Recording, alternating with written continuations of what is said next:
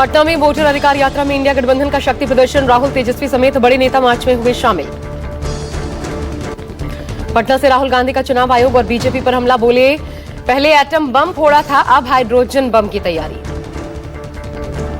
राहुल गांधी ने कहा महाराष्ट्र में एनसीपी, कांग्रेस, शिवसेना, उद्धव, बाला साहब ठाकरे गुट से चुनाव चोरी किया गया। करीब 1 करोड़ वोटर्स लोकसभा चुनाव के बाद लिस्ट में जोड़े गए।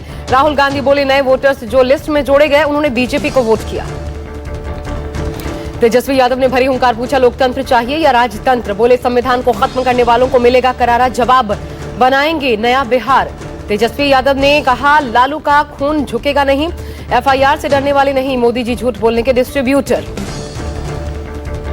एनडीए को खड़गे की खरी खरी, बोले यहां लोग मर रहे हैं और मोदी जी विदेश यात्रा कर रहे हैं। नीतीश कुमार जी एक वक्त सोशलिस्ट की बात करते थे, अब तो नीतीश बीजेपी आरएसएस की झोली में गिर गए हैं।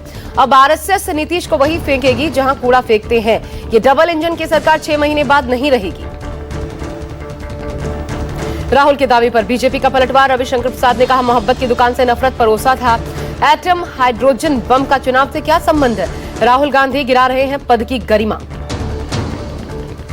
एसआईआर पर सुप्रीम कोर्ट में इलेक्शन कमीशन ने कही बड़ी बात, कहा एसआईआर में दावे और आपत्ति की कोई डेडलाइन नहीं। पहले कहा गया था 1 सितंबर तक दावे आपत्तियां स्वीकार होंगी। एसआईआर में पैरा लीगल वॉलंटियर्स वोटर्स की मदद करेंगे।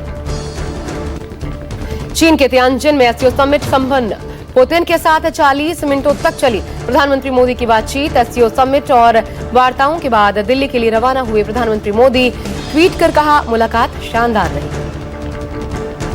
मध्य प्रदेश के मुख्यमंत्री मोहन यादव का बयान, केजरीवाल हैं कलंकी, उसे ध्वस्त करने का पीएम मोदी ने काम किया। मोहन यादव ने कहा कि केजरीवाल जेल जाने के बाद कहते हैं कि कहां लिखा है कि सीएम पद छोड़ना चाहिए, इस्तीफा देना चाहिए। देश की राजधानी दिल्ली में अपराधी बेखौफ, शराब के ठेके पर काम करने वाले युवक पर चाकुओं और हॉकी से ताबड़तोड़ प्रहार, सीसीटीवी में कैद हुई वारदात, पीड़ित की हालत नाजुक, भारत नगर थाना इलाके की वारदात।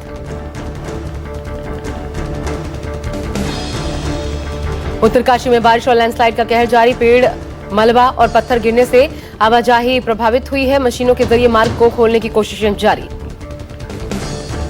हिमाचल के सोलन में भारी बारिश से जनजीवन प्रभावित, 2 मंजिला इमारत ढहने से एक परिवार के 4 सदस्य घायल, घायलों में 2 बच्चे शामिल।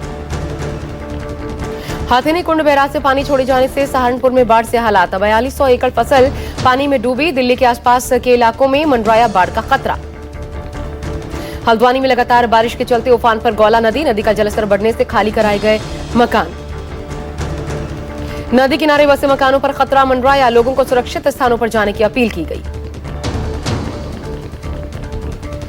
यमुनानगर हथनीकुंड बैराज पर यमुना खतरे के निशान से ऊपर, दिल्ली की तरफ 3,29,000 क्यूसेक पानी छोड़ा गया, कई गांव चपेट में।